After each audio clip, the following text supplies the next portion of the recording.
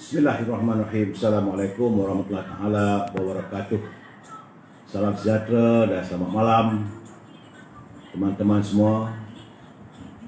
Apakah anda dapat mendengar suara saya siaran ini atau masih ada gangguan?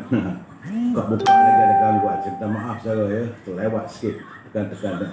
Apa khabar Khairul Pak Lam, Saudara Syah Ibrahim, Amaluddin Sagi, Saudara Azan Yusof, Saudara Mat Razi Abdul Rahman, Saudara Zainal Mak Ali, Saudara Amir Dolah, Saudara Ruby Din. Apa khabar Bi? Sama dengan pasangan, doa saya Bi bersama pasangan sihat dan bahagia. Saudara Ramzul Zul, Putih Zul, Mat Azmi, Mak Ali. Apa khabar kita baru? Tak maaf dah, lewat sikit hari ni sebab ada gangguan. Nak buat macam mana? Asyik terganggu aja lah. Saudara Kamal Awang, Kamaruddin Dinas, Mayang-Mayang, ya, Zulplot, Amiruddin Azhari, Saudara Bahari Ismail, Hafizi Abdul Malik, Saudara Angah Faiza, siapa lagi? Jazlan Jafar, Abu Sama, Samna, Kelih Tanjung. Terima kasih Saudara Kelih Tanjung atas denyut nadi rakyat. Aizah Ibrahim, Riga Jagger, Haji Wan Ismail, apa kawan, Jokam, Pok Cham Baharudin. Saya nak tengok like dengan share ni saudara ya. Sebab ini akan memberikan semangat kepada saya. Bila tengok banyak begitu semangatlah saya. Saudara Azizul, apa khabar? Waalaikumsalam. Saudara Mustafa Kamal, waalaikumsalam. Saudara Ismail Abu Hassan, Kamal Awang, terima kasih. Sekutu Mawar Merah, ya, Rosining Kurungut daripada Sabah, Pak Cha, Abdullah Bakar dan teman-teman yang lain. Jadi yang mana tak sempat saya santuni, saya akan santuni usai pencerahan saya malam ini ya. Terima kasih. Saya harap saudara terus like and share, memberi semangat kepada saya ya. Saya harus memberi pencerahan tentang kedudukan COVID-19 hari ini 19 Mac. Kes baru ada 1576, ada peningkatan sebab semalam 1213 yang mengundang kematian, 2 kematian, jumlah kematian sudah 1225. Sabah alhamdulillah double digit dan menurun ya, sebab semalam 73, hari ini 33. Labuan kekal 2 jangkitan. Cuma di Sarawak ni saya seriau tengok trend di Sarawak. 4 hari dulu 183, kemudian dia naik 235, semalam dia meningkat 303 dan hari ini tiba-tiba saja menjengah ke angka 407 jangkitan. Jadi warga Sarawak, sebagaimana yang saya pesankan berkali-kali, harus menjaga kesihatan kita, menjaga kebersihan, pastikan mengikut arahan ataupun saranan daripada Kementerian Kesihatan untuk kita segeralah mengurangkan jangkitan ini, kalau boleh nak memutuskan jaringan COVID-19. Ya, warga Sarawak. Di Kedah, alhamdulillah double digit, semalam 38, hari 25. Di Penang, awak cek, 2 hari lepas 69, tiba-tiba dia naik semalam 104 dan tiba-tiba hari ini 182. Tak ceroy. Mami, combi, tak ceroy lah mamu. Di Perak juga yuk, mereka ni nak laban Tebin balik. Semalam elok 39. Apa konjang ya, sampai 100 hari ni. Hari ni ada 100 jangkitan. Yuk. Apa mereka orang Perak. Oi. Perhatikanlah elok-elok, jaga kebersihan. Di Selangor ada penurunan lagi, alhamdulillah. 3 hari depan 499, dia turun 353, hari ini turun lagi 348. Alhamdulillah. Di Kuala Lumpur ada peningkatan sebab semalam 79, hari ini 175. Dah 3 hari elok double digit, tiba-tiba dia naik balik 3 digit 175 hari ini. Putrajaya ada 1 jangkitan, Negeri Sembilan ada peningkatan, semalam 23, hari ini 41. Begitu juga di Melaka ya, sebab dah berapa hari di Melaka ni, 1 hari single digit, tiba-tiba hari ini naik balik 54. Di Johor masih berlega pada angka ratusan, 2 hari lepas 169, kemudian dia turun 142, hari turun tapi 137. Di Pahang ada 13 jangkitan, di Terengganu ada 6 jangkitan, single digit Terengganu. Cuma di Kelantan ada peningkatan, semalam 20, hari ini naik 52, Saudara Azmi. Dan Pak Nazir, alhamdulillah 2 hari berturut-turut warga Perlis sifar COVID-19. Saudara Fuad, Waalaikumsalam Saudara Fuad, Saudara Muhammad. Bersamalah kita berdoa dan kita minta warga Perlis berusaha agar sifar COVID-19 ini berterusan di Perlis. Okay, saudara, kita masuk e-commerce sekejap. Jangan lupa dengan saudara Azhar. Kalau saudara punya produk untuk diiklankan, berhubung dengan Azhar 011 330 41241. 011 330 41241. Dia pun sekarang ni tengah sibuk sikit menerima tempahan sebab dia ada promosi jualan buku-buku saya, ada special discount. Namun begitu jangan lupa rendang tok, produk ibunya bersama dengan Baulu Berdal. Dan menantu saya Siti Farehah 017 711 4300 jika saudara ingin mengiklankan produk saya. Dia pun sekarang sibuk. Ini bau, cium bau. Aroma rendang dendeng manis Siti Farehah. Boleh berhubung dengan Siti Farehah 017 711 4300. Dia sibuk di dapur untuk menyiapkan pesanan-pesanan daripada teman-teman yang ingin merasai dendeng manis Siti Farehah. Begitu juga saudara boleh berhubung dengan saudara Syauqi untuk buah-buahan segar yang harganya dikawal dan juga buah-buah ini segar daripada luar negeri, iaitu Syauqi 012 357 5703. Ini hanya untuk di kawasan Lembah Kelang. Tapi di luar kawasan Lembah Kelang, saudara nak jadi agen, berhubunglah dengan beliau.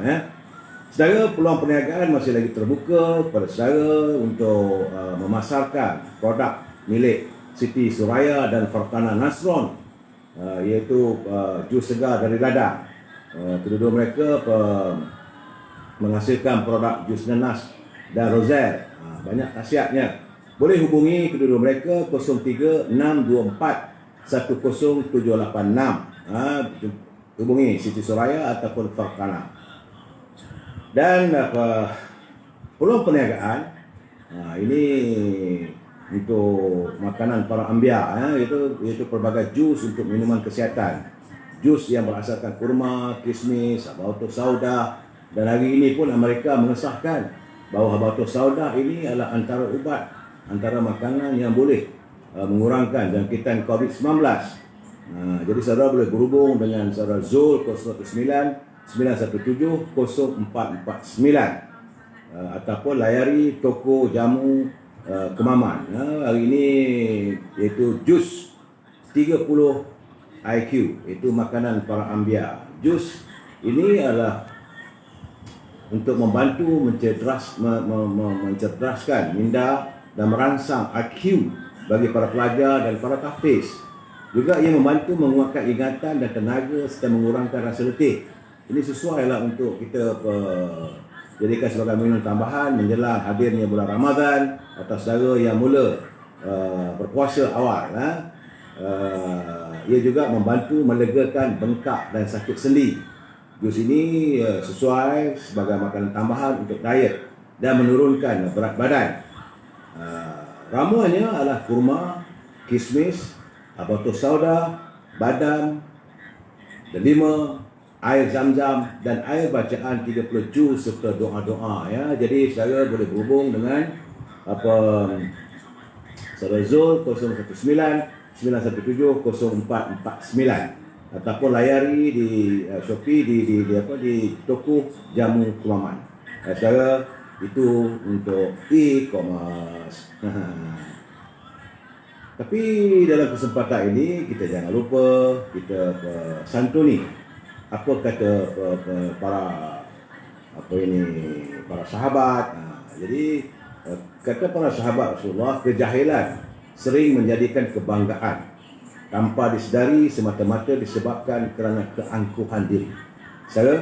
Kejahilan sering kali menjadi kebanggaan tanpa menyedari semata-mata disebabkan kerana keangkuhan diri. Jadi janganlah engkau mengikut apa yang engkau tidak mempunyai pengetahuan mengenainya.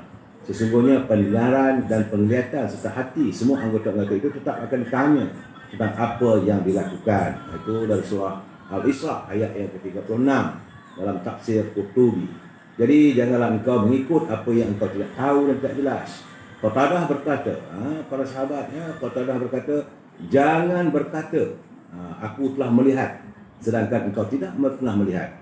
Dan aku telah mendengar, sedangkan engkau tidak pernah mendengar, dan aku mengetahui sedangkan engkau tidak pernah mengetahui. Ini selalunya kadang-kadang bila orang berhujah, dia kata saya dengar, sedangkan dia tak pernah dengar.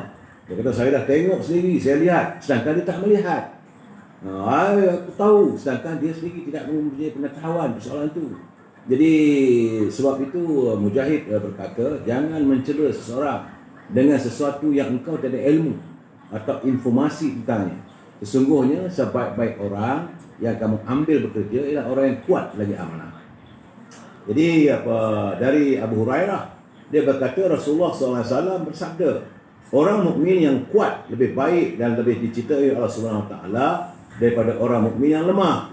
Jadi pada masing-masing memang terdapat kebaikan. Capailah dengan sungguh-sungguh apa yang berguna bagimu. Mohonlah pertolongan kepada Allah Azza wa Jalla dan janganlah kamu menjadi orang yang lemah. Jadi apa yang kita patut ambil daripada hadis ini ambillah, ini ada keturunannya sebagai pemimpin selain dariku, sedangkan mereka adalah musuhmu. Sangat buruklah iblis sebagai pengganti Allah bagi orang yang zalim. Jadi jangan kita percaya pada iblis dan sebagainya. Ingat saudara, negara rahmah, umat sejahtera. Baik, tajuk perbincangan kita malam ini berjudul di mana maruah warga UMNO. Di mana maruah warga UMNO? Memang nak marah.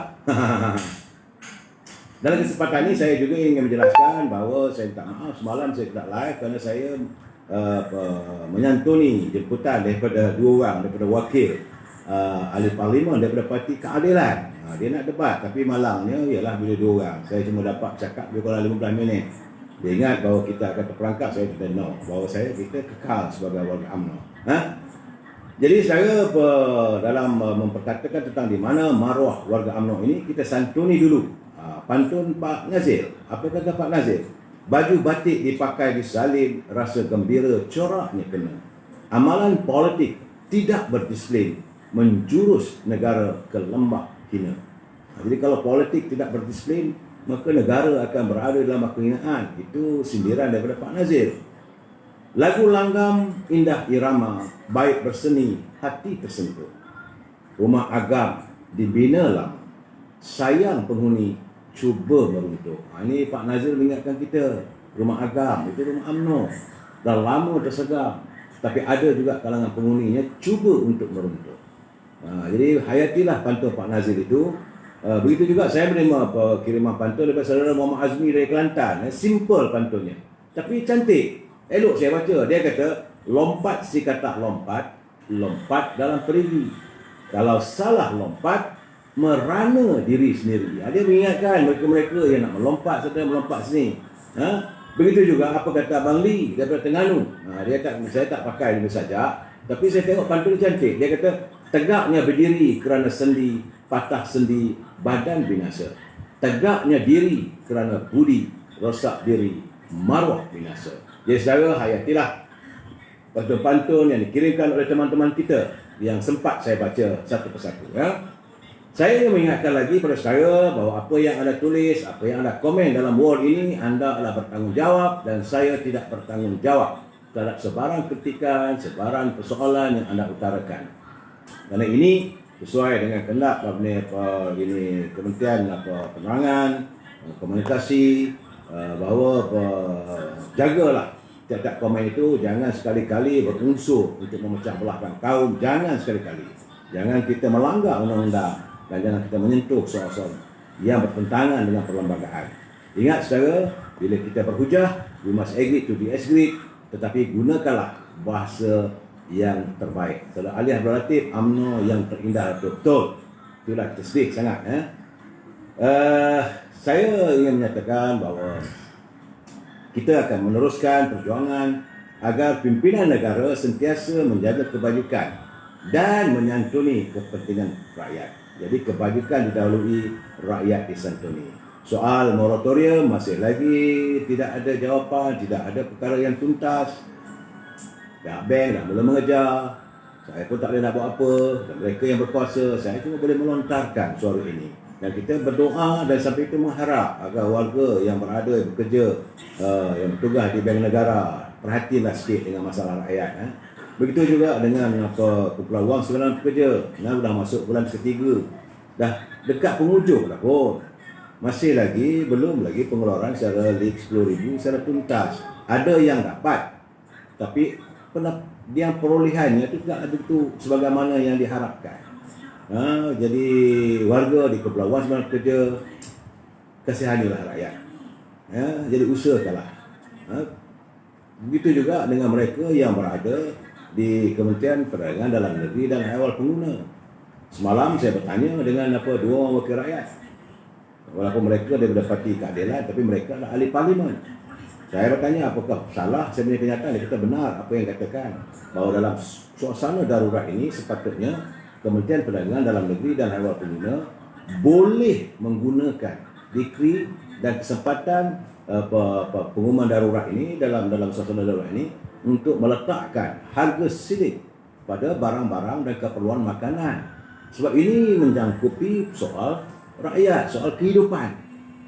Jadi di samping ini darurat itu dilaksanakan yang diwujudkan, ia juga sepatutnya mengekang untuk membela kehidupan rakyat, mengekang supaya harga barangan tidak mahal, supaya rakyat dapat hidup selesa. Sepatutnya begitu. Nah, saya 2 hari lepas memanglah kita teruja, tapi apakah hanya sekadar teruja apabila Perdana Menteri mengumumkan bahawa ada persoalan dia kata ada pemerkasa yang akan menumpukan 20 inisiatif strategik bagi melonjakkan pertumbuhan ekonomi. Kita sandungi. Dia kata ada bantuan khas COVID-19 RM200 sebulan dipanjangkan kepada petugas penjawat awam yang terlibat dalam program imunisasi di PPV. Kemudian dia kata ada geran khas 3.0 iaitu sejumlah RM1,000 one off yang akan dibuka mulai 1 April. Ini Februari, Mac, bulan 4. Kemudian kata Tan Sri Perdana Menteri, kerajaan setuju beri potongan cukai tambahan sehingga RM50,000 kepada pengilang syarikat perkhidmatan berkaitan pengilang sewa premis serta asrama pekerja. Kemudian ada juga lagi dia kata geran RM3,000 one off untuk agensi pelancongan dan RM600 untuk pengusaha homestay. Di mana kerajaan peruntukkan 1.2 bilion kepada 24 juta penerima untuk bantuan secara one off RM500 pada golongan B40, bayaran tambahan RM500 kepada penerima BPR, bantuan khas yang akan dibayar memulai bulan Jun. Jadi bagi saya, kita berterima kasih dan minta supaya ianya tuntas dilaksanakan. Dan pelaksanaan ini tidak boleh mewenang, mesti dijalankan agensi-agensi yang dilantik itu biar benar-benar melaksanakan dengan jujur, ikhlas dan mencapai sasaran. Sebab kita rasakan bantuan bagi penerima BPR yang hilang kerja sebanyak RM500 sekali bagi mereka dengan pendapatan di bawah RM1,000 adalah langkah yang baik. Tapi kenapa hanya RM500 saja dan hanya dibayar 3 bulan kemudian pada bulan Jun, sekiranya data-data mereka sudah pun ada dalam BPR. Jadi mereka dengan gaji di bawah RM1,000 adalah di bawah kategori miskin tegar serta skim e-kasih dan layak untuk menerima bantuan kebajikan masyarakat. Tahun lalu kerajaan telah pun berjanji untuk menaikkan bantuan JKM daripada RM200 hingga RM300 sebulan kepada RM1,000 selewatnya pada bulan Disember 2020. Tapi pindah khabar dia lupa lah. Jadi ini yang kita persoalkan. Jadi pada bulan Disember Perdana Menteri menjamin akan melaksanakan segera bantuan bulanan JKM RM1,000. Namun saya makan media minggu lalu di Jabatan Kebajikan Masyarakat dan sebuah kesatuan tempatan serta Ketua Komuniti Orang Asli mendapati dasar itu belum dilaksanakan selepas lebih 3 bulan. Pada 8 Mac 2021, rakyat masih menunggu bantuan kebajikan RM1,000 yang dijanjikan. Jadi sebab itu kita percaya bahawa mereka dengan pendapatan di bawah RM1,000 yang merupakan golongan paling terdesak yang sepatutnya mendapat manfaat sekiranya janji menaikkan bantuan bulanan ke RM1,000 ini dapat dilaksanakan serta-merta. Dan kita mengharapkan kalau boleh bantuan RM500 sekali bayar seperti umum semalam, janganlah dia tunggu 3 bulan lagi atau tunggu bulan Jun. Dan mereka yang berpendapatan RM1,000 ke bawah dan sudah hilang kerja, tidak akan dapat bertahan sehingga bulan Jun untuk mendapat bantuan RM500 sekali bayar. Jadi kita mengharapkan agar Kementerian Kewangan, mereka-mereka yang terbabit dalam isu ini, usahakanlah bantu rakyat. Sebenarnya rakyat bukan nak minta, tapi dah tak ada upaya dah. Tu bising kat belakang. Siapa bising saya tak tahu. Siapa bising kat belakang. Itu gambaran yang saya dapat. Dan apa yang menggusarkan saya adalah tentang laporan Bank Dunia dan Pertubuhan Bangsa-Bangsa Bersatu menyatakan bahawa negara kita berkedudukan tercorot dan bakal ketinggalan berbanding 7 negara ASEAN lain dari segi pelaburan, manakala pelaburan asing ke Malaysia telah jatuh sejumlah 58% pada tahun lalu. Jadi berita ini pastinya membimbangkan kita kerana akan memberi kesan kepada proses pemulihan ekonomi serta merencatkan pertumbuhan yang memungkinkan peluang pekerjaan dicipta dan sekaligus membolehkan lebih 800,000 rakyat yang menganggur kembali bernafas untuk melangsungkan kehidupan. Jadi dalam keadaan begini, rakyat wajar bertanya, apa peranan dan tindakan Menteri Perdagangan Antarabangsa dan Industri merangkap Menteri Kanan Ekonomi? Bagaimana apa yang dilakukan untuk memancing pelabur supaya masuk, selain daripada kesibukan beliau memancing wakil rakyat untuk masuk, wakil rakyat dan PKR untuk masuk dalam PN. Kita tak mau dengar tu. Kita nak dengar macam mana cara kamu, apa yang kamu lakukan untuk menambah pelaburan dari luar. Jadi saudara boleh rujuk benda ni dalam berita Malaysian Investment Slump shows need for structural reform. Ini kehendak Bank Dunia. Dia kata kita perlu melakukan islah struktur. Ini tuntutan dari Bank Dunia. Kalau tidak, kita akan lebih terbeban dengan masalah ekonomi yang terus meruncing. Dan sekarang ini kita akan jadi yang tercorot berbanding dengan 7 buah negara ASEAN yang lain. Dulu kita adalah the tiger of the ASEAN. Hari ini kita tak tahulah sama ada kita jadi the cat atau kucing ASEAN, ataupun mungkin juga kita jadi tikus ASEAN. Tak tahulah. Dan suasana hari ini juga saya terperanjat sebenarnya dan ada kegusaran pada saya. Iaitu apabila Korea Utara telah mengumumkan bahawa negara itu memutuskan hubungan diplomatik dengan Malaysia. Jadi menurut Kementerian Luar Pyongyang, ia adalah tindak balas terhadap tindakan Malaysia mengekstradisi seorang rakyat Korea Utara ke Amerika Syarikat awal bulan ini. Masalah diplomatik, hubungan diplomatik kita dengan antarabangsa ni perlu ditangani dengan baik. Jadi Kementerian Luar sepatutnya lebih-lebih awal bila ada masalah, kita gunakan kedutaan. Kita ada pegawai kita di kedutaan di Pyongyang ataupun Menteri Luar, cari jalan, cari usaha supaya berjumpa dengan rakan sejawatnya Menteri Luar Korea Utara. Kita kena perjelaskan kerana mengikut Pyongyang, tindakan membenarkan Malaysia tindakan Malaysia mengekstradisikan seorang rakyat Korea Utara ke Amerika Syarikat adalah satu tindakan yang pada mereka seolah mencabar kedaulatan mereka. Sebab pada bulan Mac lalu ada terdapat seorang lelaki Korea, Korea Utara, bukan Korea Selatan, Korea Utara ni negara komunis. Dan namanya dikenal sebagai Man Chui-mo. Dia ni gagal dalam rayuan terakhirnya di Mahkamah Malaysia terhadap perintah ekstradisi ke Amerika Syarikat untuk menghadapi pertuduhan pengubahan wang haram.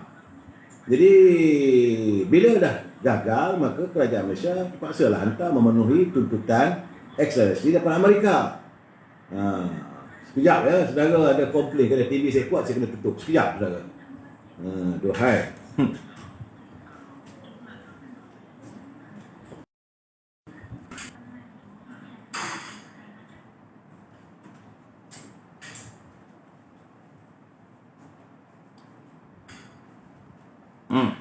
Tak maaf saudara. Sebab bila saudara beritahu TV kuat, saya kena offkan terus TV tu.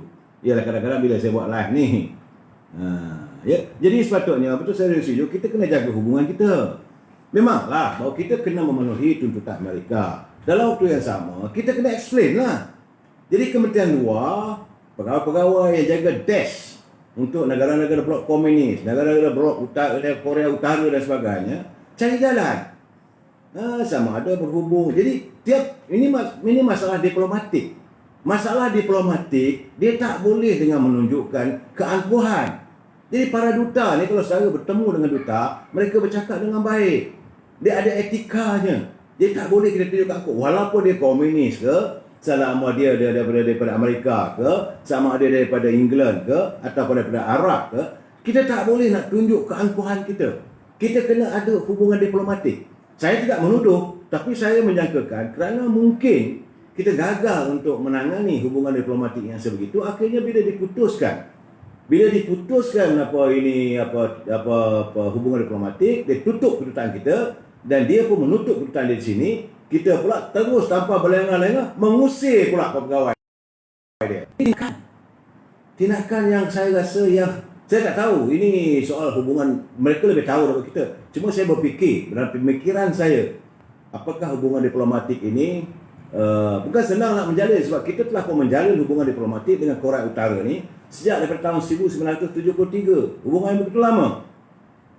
Memanglah kita tidak mengamalkan komunis, tapi dalam waktu yang sama, bila hubungan diplomatik tambah-tambah lagi sekarang ini, dunia tanpa sempadan.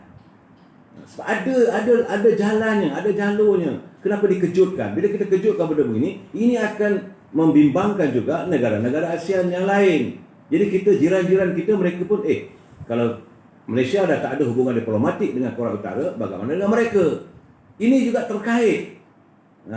Saya pernah berada dalam Biro Antarabangsa Pergerakan Pemuda UMNO. Jadi waktu itu kita menyantuni setiap pejabat kedutaan dan memberi informasi, dan caranya penuh kena hemah. Sebab itu dulu Kementerian Luar ini waktu dipacu, waktu dipandu ataupun dipimpin oleh Allahyarham Tan Sri Khalijah Syafiee, kita punya hubungan yang baik dengan semua negara. Walaupun mereka itu negara-negara yang tak sepatutnya, sebab mereka komunis. Negara kita tidak mengamalkan ini fahaman komunis, tapi kita menjalin hubungan diplomatik. Tapi sekarang ni bila diputus-putus, saya khawatir, saya bimbang mungkin akan menjadi satu masalah pula. Saya tak tahulah. Memang kita tahu Korea Utara ni susahlah untuk kita ramalkan apakah berlaku. Macam dari dulu berlaku pembunuhan di airport melibatkan kerabat pimpinan di Korea Utara. Jadi benda itu bertimpa-timpa. Jadi benda ni saya rasa, saya khawatir nanti jadi musibah. Jadi saya harap Menteri Luar Datuk Syamuddin eloklah mencari jalan supaya bertemu. Sebab mereka akan bertemu juga dalam pertemuan-pertemuan yang lain.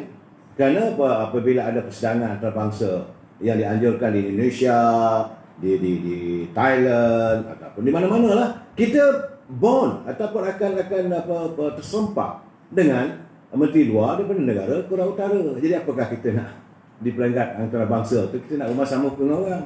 Macam kita, memang kita dasar kita tak akan menerima kehadiran warga Israel. Tapi suka tak suka, apabila pergi ke bangsa-bangsa bersatu, dia ada pemimpinnya, dia ada Perdana Menterinya, dia ada Menteri Luarnya. Suka tak suka akan terserempak.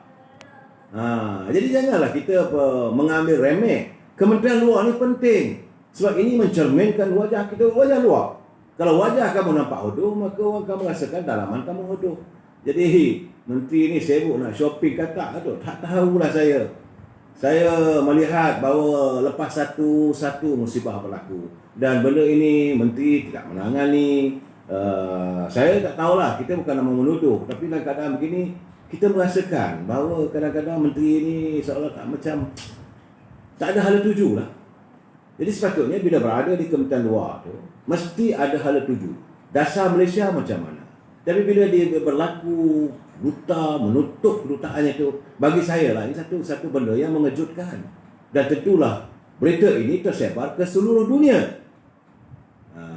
North Korean's embassy closed down in Malaysia. Itu akan disiarkan oleh CNN, akan tersiar pada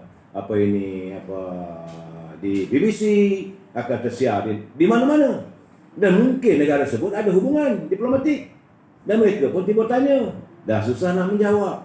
Jadi sebelum sesuatu berlaku, sepatutnya bila ada masalah begini, kena ada hubungan diplomasi yang terbaik. Jadi kita mengharapkan agar Kementerian Luar mengkaji supaya tidak berulang lagi peristiwa sebegini. Memang kita tidak bersama. Kita tidak akan menyantuni fahaman komunis, tetapi dalam waktu yang sama kita janganlah memperlihatkan Kementerian Luar kita ni hilang dia punya hubungan diplomatik. Hubungan diplomatik penting. Saya nak cakap lebih daripada itu, saya tak berani. Tapi setahu saya, hubungan diplomatik ini penting untuk kita santun, dan para duta ni ada dia punya etika, cara bercakap. Kalau saya berbual dengan duta pun, bila kita address mereka pun, kita kata, Your Excellency, Tuan Yang Terutama. Cara dia tak boleh, Mr. Adam, tak boleh. Mesti Your Excellency, Tuan Yang Utama, Adam. Walaupun dengan negara Indonesia, Pak Dubes, Tuan Yang Utama, Pak Duta Besar, mereka pun address duta kita di negara-negara mereka pun begitu juga. Jadi itulah cara etikanya. Korea Utara dah kasih ke China salah-salah kali. Ini saya tak mau menyangkau soal itu, sebab kita ada hubungan diplomatik dengan negara China, dan kita ada pelaburan daripada negara China, dan kita juga mengekspor produk kita ke negara China. Kalau dia ada hubungan yang baik dengan negara China, nanti kalau mereka mencinakan, masalah juga. Bukan senang, saudara. Kalau satu hubungan diplomatik yang terluka, amat sukar untuk dijalin balik. Jadi saya mengharapkan suasana ini dapat dicari jalan. Kalau kita tak ada ketetapan kerajaan tidak mau menjalin hubungan lagi, dah okeylah. Tetapi jangan berulang di negara-negara lain. Sebab bagaimana dengan negara Cuba, macam mana dengan negara Moskow, macam mana dengan Republik Rakyat Cina. Negara-negara begini memang kita tidak ada diplomatik dengan Israel, tapi selalu lihatlah keadaan kesannya mereka melakukan sabotase terhadap kita macam-macam. Jadi itu keadaan saya, ya. Dan hari ini juga saya terbaca dalam web dan semalam saya dengar TV, agak terganggu perasaan saya apabila Ketua Polis Negara Tan Sri Hamid Badu mengatakan bahawa adanya gerakan sulit yang cuba mengatur keadaan yang boleh mencemarkan imej pasukan keselamatan kita, tentunya pasukan polis. Ini bagi saya agak membimbangkan. Jadi Kementerian Dalam Negeri pun kena fikirlah, kena bincanglah, kena tanya, kena panggil ni Ketua Polis Negara. What do you mean? Sebab dia telah mengeluarkan, Ketua Polis Negara tidak akan membuat kenyataan kalau sesuatu itu tak berlaku. Jadi sebab dia sebagai Ketua Polis Negara, beliau berkata gerakan sulit itu akan ditangani dengan sewajarnya. Kita tak mau dengar. Itu cara pihak polis. Kita tahu pihak polis ada banyak departmennya. Yang kita mengharapkan supaya bila ada seolah macam ada kartel yang campur tangan dalam usaha polis, kita tak setujulah benda begini. Jadi sepatutnya perlu ditangani. Yusuf, betul tu. Jangan kalau boleh jangan kita cari masalah. Do not. Kita negara cinta damai. Kita nakkan yang harmonis. Begitu juga dengan pasukan polis juga, kita begitu meletakkan kepercayaan. Tapi kalau Ketua Polis mengatakan adanya satu gerakan, macam mana boleh berlaku begini? Yang ini menimbulkan keresahan pada rakyat. Jadi saya kadang fikir, what happened to my country? Kita dengan dalam keadaan sekarang ini, kita bergelut dengan COVID-19. Kita bergelut dengan masalah ekonomi. Rakyat tertekan dengan barang makanan yang tak dapat dipantau sebaik mungkin. Rakyat susah untuk meneruskan kehidupan. Tiba-tiba, timbul pula masalah ni di perangkat antarabangsa. Timbul pula bila Ketua Polis Negara mengeluarkan kenyataan begitu. Seramlah saya. Jadi sebab itu saya mengutara benda ini, saya berkeyakinan. Bagaimana kita warga cinta damai cukup berkeyakinan. Pihak polis tentulah ada cara mereka untuk menyelesaikan masalah ini. Cuma kalau boleh Datuk Tan Sri IGP, kalau masalah-masalah daripada pasukan itu tak payah dia pada orang lah. Let you settle within you punya anggota. Dan saya ingat sewaktu saya menjadi wartawan dulu, berita-berita sebegini, masa itu Tan Sri Tun Hanif Omar, tak ada kita menyiapkan benda-benda yang sebegitu. Dan hubungan antara media dengan pihak polis begitu baik. Kita menyantuni. Ada kadang-kadang berita tu yang dalam siasatan polis kita tak siap pun. Untuk apa kita siapkan berita itu yang boleh membuatkan mereka terjebak dalam jenah itu, bersiap sedia.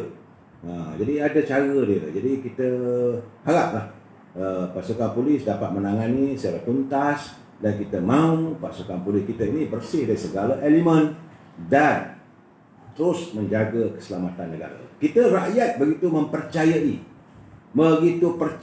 dan yakin tentang kemampuan pasukan polis kita. Jadi kita orang politik dia tak banyaklah, cuma sebab itu kita biarkanlah. Saudara sabar satu. Saudara tentang UMNO satu persatu. Cuma hari ini agak lucu sikit. Okay, dalam keresahan itu saya tengok timbul pula satu kiriman pada saya senyum. Ini pengakuan mantan Perdana Menteri kita. Bosku. Ini Datuk Seri Najib ni. Saya lihat Datuk Seri Najib ni satu orang yang dia telus. Dia tak berselindung. Dia tak berselindung. Bila dia mengingatkan, dia kata salam sejahtera. Saya menerima baik kritikan dan pandangan. Dia mengaku, ya benar. Saya makan di kedai nasi ayam Cimeng. Kedai ini popular di Kuala Lumpur katanya. Saya pun teringin nak kena cari ni kat mana Datuk Seri. Restoran nasi ayam Cimeng ni. Kedai ini popular di Kuala Lumpur. Ramai yang beragama Islam makan di sini. Seperkara lagi ialah ini dia kata mengenai check-in. Itu aturan yang dibuat, itu SOP-nya. Bahawa dia kata saya dibawa masuk ke kedai terus ada kereta dia ada nampak dalam wall saya tu kereta Datuk Seri Najib sampai dia terus masuk. Dia kata saya mengaku ini Datuk Seri Najib, dia satu orang ni dia yang berjiwa besar. Saya mengakui kesilapan saya pada kali ini tidak membuat check-in sendiri. Yang ini yang dituntut oleh dalam SOP. Kena declare sendiri, kita bawa kita punya phone, lekat kat situ, ataupun tulis, ataupun cek kita punya temperature dan sebagainya. Jadi saya mengaku kesilapan saya pada kali ini tidak membuat check-in sendiri. Walaupun pegawai-pegawai saya telah berbuat demikian. Dia pegawai dia dah buat. Kebiasaannya, kata Datuk Seri Najib, saya mematuhi segala SOP yang telah dikuatkuasakan dalam aktiviti atau pergerakan saya. Jadi tak apalah dia kata. Kerana itu dia kata saya minta. Ini saya bila tengok saya tahu. Sebab jangan lupa stature beliau adalah sebagai mantan Perdana Menteri. Sebab dia kata, saya minta pihak berkuasa keluarkan saman terhadap saya atas kesilapan yang tidak disengajakan ini. Jadi kompon ini kesilapannya kerana tidak scan MySejahtera yang diumumkan sebagai dengan dendanya sejumlah RM1,500. Ini kenyataan dibuat oleh Menteri 2 hari lalu. Jadi dia kata InsyaAllah saya bayar sebelum tempoh 7 hari untuk mendapatkan early bird discount 50%, itu denda RM750. Jadi saya baca saya ketawa kata Datuk Seri Najib ni. Dia bila itu dia sendiri minta diri dia kena saman. Saya akan membayar saman atas kesilapan saya ini secara sukarela. Katanya tidak ada double standard dalam istilah saya. Itu Datuk Seri Najib dia kata. There is no double standard in my life. Tapi orang lain dia tak tahulah. Parti lain ke menteri lain dia tak tahulah. Jadi mereka tu katanya ada 2 darjat adalah ini. Saya tidak mahu ada 2 derajat bagi kes saya. Kalau rakyat kena, saya kena. Kalau saya buat silap, saya harus mendepani. Sebab tu dia minta diri dia disaman. Saya senyum dan ketawa. Kata tulusnya Datuk Seri Najib. Dia kata. Sekali lagi. Ada orang bertanya mengenai pengawal pengiring. Banyak orang tak tahu. Orang tanya kenapa ada pengawal pengiring sebagainya. Dia kata pengawal pengiring ni adalah pemberian semula. Ini adalah mengikut ketetapan sebagaimana disediakan untuk bekas Perdana Menteri. Dan pengawal pengiring ini diberi balik oleh Kerajaan Perikatan Nasional beberapa bulan dulu. Jadi tidak lebih dia kata. Dan tidak kurang. Dan tak ada layanan istimewa. Boleh tanyalah dengan PM ke-7. Dia pun dapat.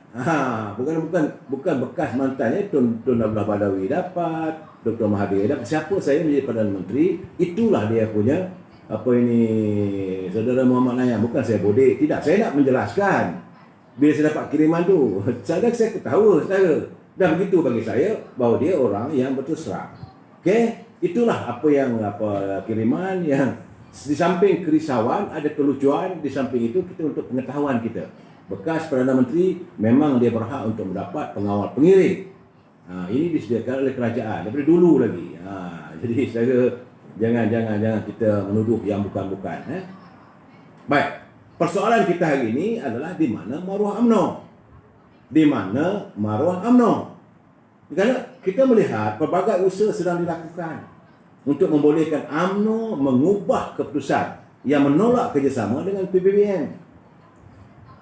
Sama ada Majlis Kerja Tertinggi maupun akar umbi, peringkat cawangan dan bahagian telah pun membuat ketetapan bahawa kita bila datang saja pilihan raya 5 bulan nanti, kita dah tak ada hubungan dengan PBM.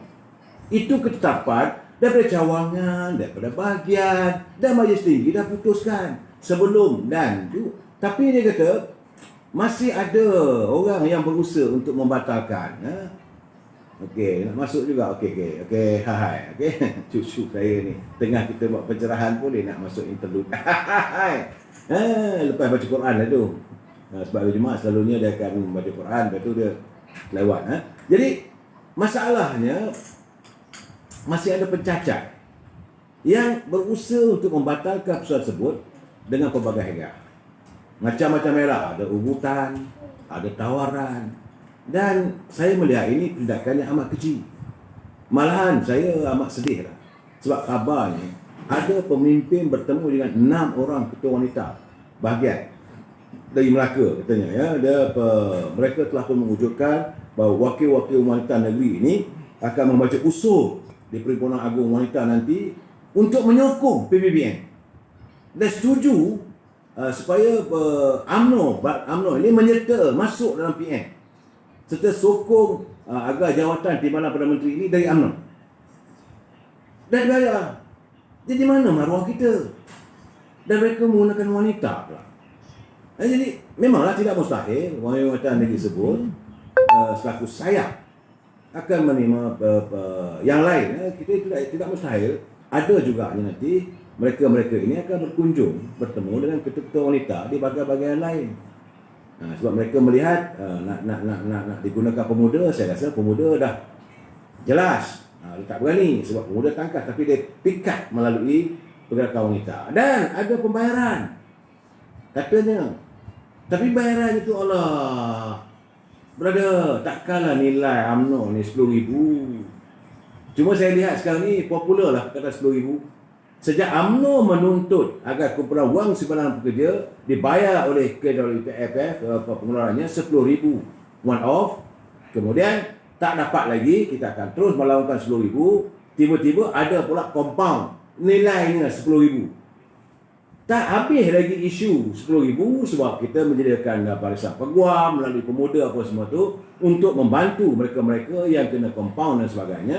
Timbul pula sekarang ni ada pula ketua wanita dapat 10,000. Dijolok dengan wang 10,000 untuk membawa usul. Jadi melalui, sedangkan kita tahu melalui persidangan UMNO bahagian dah ada keputusan. Malahan Majlis Tinggi pun dah ada keputusan. Bukan sekali. Saya perlu jelaskan sebab itu semalam waktu bicara saya dengan 2 orang ahli parlimen daripada keadilan, saya dah bagi tahu bahawa ketetapan kita tak payah nak ambil kesempatan dan sebagainya. Ketetapan kita waktu pembentukan Kerajaan Perikatan Nasional itu pada awal-awalnya tuntutan UMNO adalah untuk pilihan raya umum.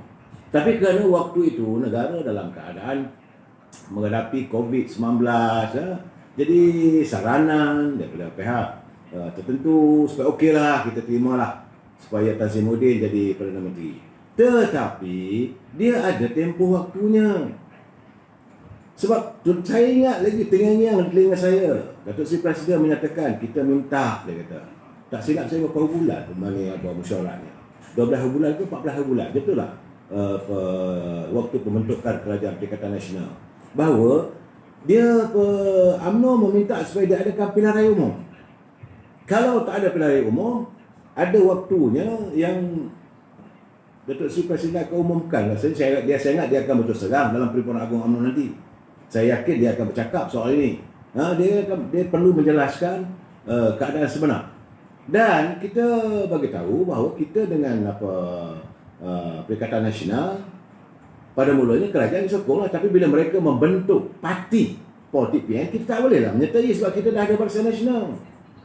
Tentulah kita merasa luka bila sahabat kita dalam Muafakat Nasional menyertai Muafakat Nasional, itu dah berlepas. Tapi itu pun kita tak ambil tahu, UMNO tak ambil kisah sangat.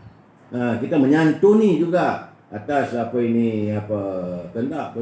pilihan pimpinan berlepas. Okeylah pada kita. Tapi tak boleh nak paksa kita untuk menyokong Parti Pribumi Bersatu. Kerana tindak tanduk Parti Pribumi Bersatu adalah bukan sebagai seorang sahabat. Sifat mereka setelah diterima untuk menyertai Muafakat Nasional, mereka bersikap lebih teruk lagi. Sebab itu kalau saudara dengar semalam dan beberapa malam dulu pun saya dah cakap, berlaku kesongsangan politik Dia kumpulan minoriti dengan hadiah 6 kerusi saja. Tapi dia nak overrule semua orang. Dia nak memerintah semua orang. Dia nak menjadi abang besar. Kemudian pimpinan peringkat ini Parti Pribumi Bersatu ni, dengarlah apa kenyataan ketua armadanya. UMNO kena berterima kasih, UMNO kena bersyukur kerana PBM lah, maka UMNO boleh dapat jadi menteri. Bukankah benda itu menyinggung perasaan kita? Sebenarnya kalau kita tak ada, dia orang pun tak akan dapat jadi Perdana Menteri. Kalau ikut kehendak UMNO dari awal lagi, kita dah bagi tahu kita nak pilihan raya. Tapi keadaan memaksa, okey, kita setuju. Ini kena jelas terus. Dan dalam keadaan begini, mereka menggunakan bila mesyuarat peringkat ini cawangan, peringkat bahagian-bahagian dan membuat usul. Dan usul itu sudah diterima oleh ibu pejabat sejumlah 145 bahagian. Jadi sepatutnya pimpinan UMNO kena terima lah ini kehendak akar umbi. Bukan kehendak Presiden, bukan kehendak Majlis Tinggi. Dan Majlis Tinggi pula menyantuni atas kehendak bahagian. Kita tak boleh tolak ini kehendak akar umbi. Ini akar tunjang UMNO. Takkan kita nak ketepikan pandangan dan permintaan mereka, kerana mereka tak tahan sikap PBM ni, tubuh cawangan, pikat orang UMNO menyertai mereka, lagak besar, nak tuntut kerusi. Jadi kita merasakan, dan selalu lihatlah sendiri, yang terbaru, Azmin Ali boleh bercakap bahawa dia kata kalau boleh UMNO kena berilah juga 13 kursi parlimen ini untuk PBM. Kursi yang mereka melompat, ia tempat yang begitu luka yang ada di kalangan warga UMNO, pedihnya tiba-tiba dia kata bagilah juga. Mana mahu kita berlapang dada. Dan tiba-tiba saya cuma terkejut hari ini apabila pengurusi perhubungan UMNO Perlis, Syedang Kasim, dia mengugut. Begitulah saya nampak mereka dah terdesak. Sebenar-benarnya keadaan sekarang ni, Parti Pribumi Bersatu dalam keadaan terdesak. Dia cari usaha pujuk tak boleh. Sekarang ni dia dapat tangkap 2-3 orang pimpinan dalam UMNO.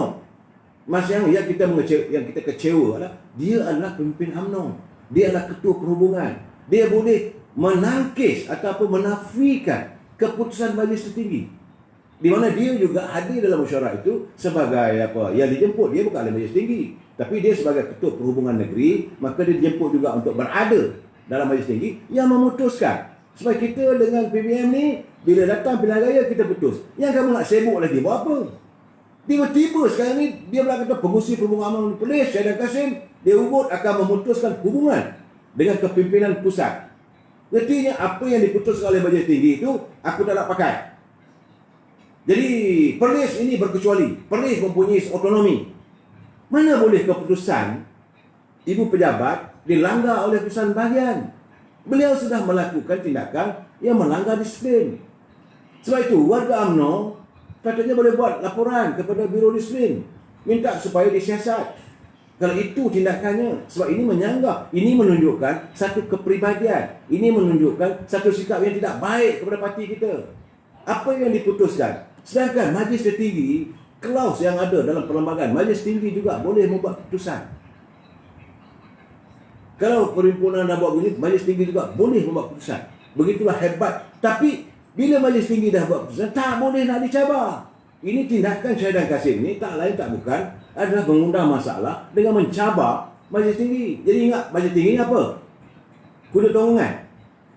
Ini mengundangkan persepsi bahawa rakyat merasakan bahawa dia ini dibayar. Inilah sikap antara yang selalu saya katakan parasit yang berada di rumah UMNO. Orang macam ni tak layak berada dalam UMNO. Bapa dah buat keputusan, anak pula no, bapa tak betul. Terajang pintu, terajang dinding. Inilah sikapnya. Dalam keadaan begini tak apalah, bapa duduk rumah tengah, saya duduk rumah baru. Okey, saya duduk di dapur. Cakap banyak, saya akan putuskan dapur saya ni. Apa benda ni? Di mana budaya Melayu kita? UMNO menyantuni semua aspek.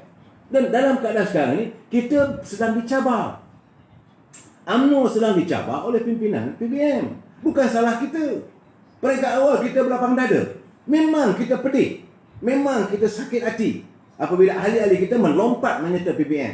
Tapi masih lagi kita sabar. Masih lagi kita santun. Tapi bila mereka bertindak begitu, yang kita dalam rumah ni pun boleh menyebelahi mereka. Hanya kerana dah dapat jawatan. Ini menimbulkan persepsi bahawa seolah-olah dia dapat jawatan. Dia mendapat laba, maka sanggup menentang keputusan. Ini tak boleh.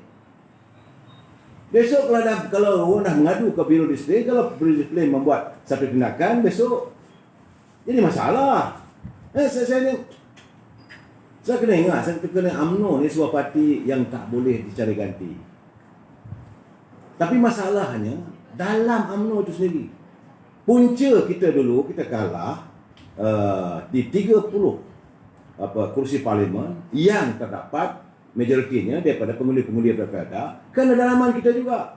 Kita sendiri melakukan sabotaj. Ini berlaku sebenarnya.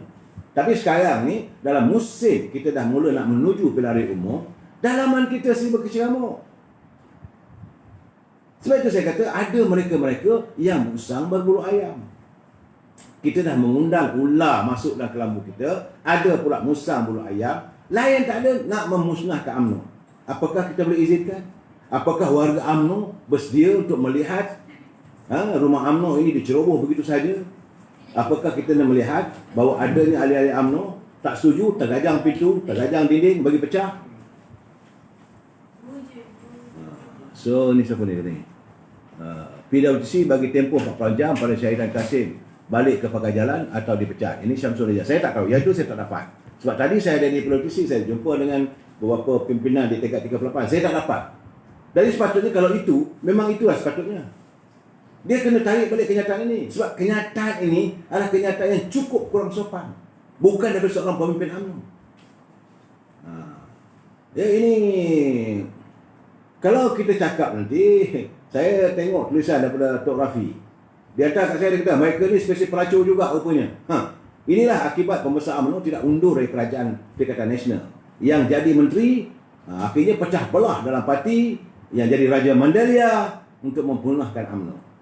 Jadi kita pastikanlah, kita minta. Saya dalam keadaan begini, saya tuntut Presiden Parti, orang macam ni tak layak lagi lah untuk menjadi wakil pada kita. Tak perlu dicalonkan mereka, disenaraikan mereka sebagai calon dalam pilihan raya. Sebab kalau dia bertanding pun, ahli-ahli atau rakyat tak mahu. Rakyat sedang memerhati gelagat pimpinan UMNO. Berapa kali saya dah katakan, rakyat sedang memerhati ahli-ahli UMNO yang menang jadi ahli parlimen, yang dilantik sebagai menteri. Rakyat sudah benci melihat mereka kerana masalah rakyat tidak ditangani.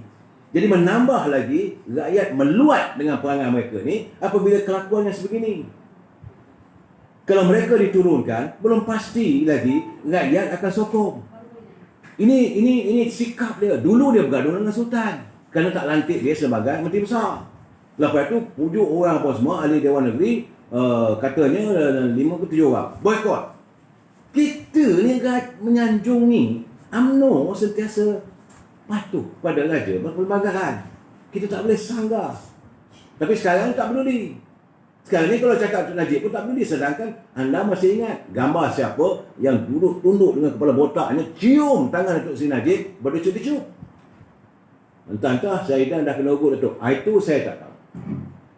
Sebab itu memang kita yakin bahawa sekarang ni dalam scheme of thing ni ada berunsur ugutan, ada tawaran, macam-macam lah. Dari keadaan sekarang ni sama mungkin dia kena ugut, saya tak tahu. Jadi dia kena menjelaskan kenapa dia berperangai macam ini. Kenapa dia sanggup berperangai sebegini macam orang mabuk. Balik ke rumah, tak setuju dengan keputusan bapak buat, tak setuju keputusan mak buat, tak setuju adik-beradik dah buat keputusan, tak setuju tergajang dinding sampai pecah. Ini yang dilakukan oleh Syahidan. Saya beri perumpamaan. Jangan pula saudara kata dia tergajang. Tidak. Saya memberi perumpamaannya seolah-olah dia balik ke rumah. Sebab dia anak jantan sulung. Abang Long di Negeri Perlis, Ketua Perhubungan Negeri Perlis. Okay? Tak banyak pun, 3 negeri, 3 parlimen je. Tapi kita menyantuni, bagi kita tidak ada perbezaan. Setara semua. Tidak ada kecil, tidak ada rendah, tidak ada besar. Tidak. Bagi kita siapa saja warga UMNO, inilah keluarga kita. Kita adalah sebuah keluarga besar. Jadi walaupun Perlis itu cuma ada 3 kawasan parlimen. Okey, kita santuni. Jadi dia dilantik sebagai Ketua Perhubungan. Ia mewakili 3 kawasan parlimen saja. Okey, kita tak mahu memperkecilkan. Jadi bila dia buat perangai itu, perangai dia macam orang gila lah, betul. Balik ke rumah, tengok mak bapak dah buat keputusan. Mungkin seolah-olah kita nak buat kenduri lah. Contoh, buat kenduri, kita malam esok nak buat kenduri lah. Sempena ni 10 Sa'ban ke, nak buat kenduri gini-gini. Dia tak setuju. Sebab mak dengan bapak kita tak payahlah undang orang tu. Sebab orang tu tak baik dengan kita. Oh no, kena ikut, kena buat, kena je. Tak nak juga, tendang pintu, tendang apa ini dinding. Itulah umpamanya. Atau mungkin dia kena ugut. Sekarang ni semalam saya berbual dengan daripada parti ahli parlimen daripada PKR, mereka mengatakan bahawa banyak ugutan. Jadi apakah Saudara Syahidah ini dipilih untuk diugut supaya bersikap begitu? Kalau itu berlaku, dia sepatutnya menedahkan. Sebab kita negara cinta damai, kita warga cinta damai, kita negara rule of law. No one is above the law. Jangan nak main ugut. Sebab apa dia takut kalau tak buat, tidak ada sesiapa pun yang boleh dibuktikan bersalah unless proven by the court. Melainkan kalau kamu juga rasa bersalah, tidak ada sesiapa pun boleh dianggap bersalah melainkan dibuktikan oleh mahkamah. Apa nak takut kalau ada ugutan? Jadi kalau ada pula habuan dan sebagainya, apakah tak cukup apa yang dia dapat? Dia bukanlah kat belakangnya tak duit sengkek macam setengah orang. Dia bukannya ahli parlimen yang sengkek. Dia bukan ketua bahagian yang sengkek. Dia ada cukup. Ada perusahaan, ada stock market sebagainya. Duit tak ada masalah pada dia. Tetapi kenapa perangai kamu untuk kali ini? Saya harap. Kenapa sikap dia kali ini macam kalian mabuk balik ke rumah? Ini saya cakap terang. Mungkin ketua bodoh. Tak tahulah, saya tak tahu macam-macam. Ya, sebab itu, bila dia buat benda begitu, kena ingat, warga UMNO bukan sikit. Warga UMNO ada di mana-mana. Mata warga UMNO ada di mana-mana. Telinga warga UMNO ada di mana-mana. Akhirnya nanti kamu yang bermasalah. Jangan undang dengan masalah UMNO ini. Selalu saya selalu katakan, UMNO parti keramat. Jangan dicemari dia. UMNO dah buat keputusan. Kita bukan keputusan sekarang pun. Tunggulah Perhimpunan Agung apa kata perwakilan. Kalau perwakilan kata memutuskan, kena ikutlah. Dalam sistem demokrasi, suara ramai itu perlu diikut. Jangan kamu suara kecil itu kamu nak mengatasi orang. Who are you? Mesti cakap you kena dengar. UMNO ni ada maruahnya, UMNO ada martabatnya, UMNO ada pemimpin. Kamu ingat pemikiran kamu saja semua orang ikut. Syahidah kasi cakap begini, orang amal pemimpin UMNO daripada Johor kena ikut. Syahidah kata begini, pemimpin UMNO daripada Kelantan kena ikut. Syahidah kata begini, pemimpin UMNO dari Perak kena ikut. Mana mahunya? Kita mengamalkan muafakat.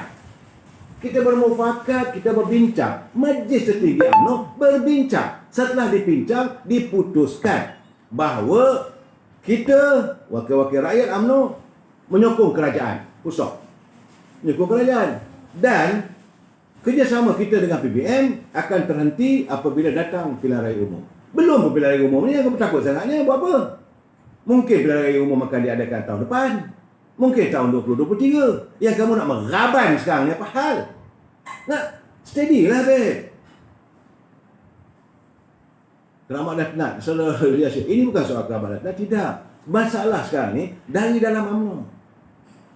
Hanya kerana ini, masanya saya terima surat dan saya terima kiriman daripada Awang Adi dari Sarawak. Dia kata, saya ingin melontarkan satu soalan untuk akar umbi UMNO Perlis. Apabila mereka bersetuju dengan Ketua Perhubungan UMNO Perlis, yang UMNO Perlis akan tetap meneruskan kerjasama dengan Bersatu, meskipun UMNO Pusat telah memutuskan tidak akan bekerjasama dengan Bersatu semasa PRU kelas, kenapakah pimpinan UMNO Perlis tidak bersuara menyatakan pendirian mereka? Atau dia kata mungkin saya dah menggunakan kuasa vetonya. Dan kita dapat tahu hari ini laman web menyatakan kenyataan Syahidah bahawa UMNO boleh buat bom-bom berselerak hari ini. Saya ingin membaca kenyataan Syed Atif. Syed Atif ni saya ingat warga UMNO Perlis. Dia kata semoga seluruh pimpinan dan warga UMNO Perlis berhati-hati daripada mempercayai bulat-bulat apa jua yang diucapkan oleh pemimpin yang suka bohong dan pusing-pusing cakap. Janganlah nanti sampai UMNO maupun pimpinan tertinggi dipersalahkan kerana pertimbangan cerita putar alam yang bohong dan mengelurukan. Selepas balik dari kursus tertutup anjuran UMNO, pejabat UMNO, dia kata Datuk Syahidan balik jumpa pimpinan bahagian. Cerita kononnya kawan-kawan UMNO di Kedah dan ketua bahagian Timbalan naik ke ketua bahagian, sayap-sayap ramai menyokong supaya UMNO terus bekerjasama dengan Bersatu. Ini bohong. Pimpinan UMNO dah Kedah dah buat ketetapan pun. Kisah sebenarnya dia terpaksa suruh tepuk tangan masa dia berucap. Dalam perjumpaan semalam dia kata, dia cerita pula kononnya dia ke mahkamah untuk mendukung support Datuk Zahid dan berita kononnya Presiden sudah sound dia. Semuanya tak betul. Itu pun bohong. Dia kata kisah sebenarnya Syahidan panggil untuk dengar sendiri tentang pelanggaran keputusan Majlis Tinggi. Bila sudah jelas, maka Presiden pun angin lah. Naiklah suaranya, ada tinggi sikit, Presiden pun malah lah nak cakap orang pusing-pusing ni. Jadi dipertikaikan, ketua-ketua cawangan, orang tak betul, semua orang tak betul, dia seorang aja betul. Sebab itu sekarang ni mereka akan memasang. Benda ni lambat lagi sebab kita ada pilihan raya apa ni Perhimpunan Agung UMNO pada 27 dan 28. Dan sekarang ni peringkat awal. Orang macam Syahidah ni, dan adalah 5-6 orang yang telah dikenal pasti.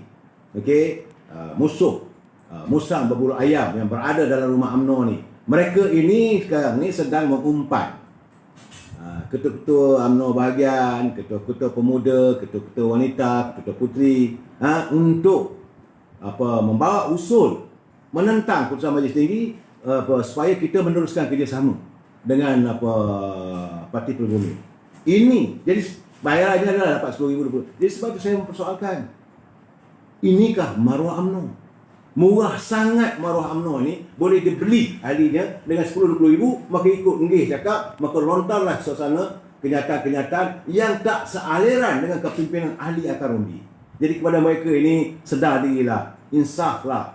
Anda yang berada sebagai pimpinan di peringkat akar umbi yang sedang pun dilamar oleh orang begini, anda juga nanti adalah antara mereka yang boleh merosakkan parti. So, jadi kita bincang lagi malam esok. Wabillahi taufiq wal hidayah. Assalamualaikum warahmatullahi taala wabarakatuh. Selamat malam.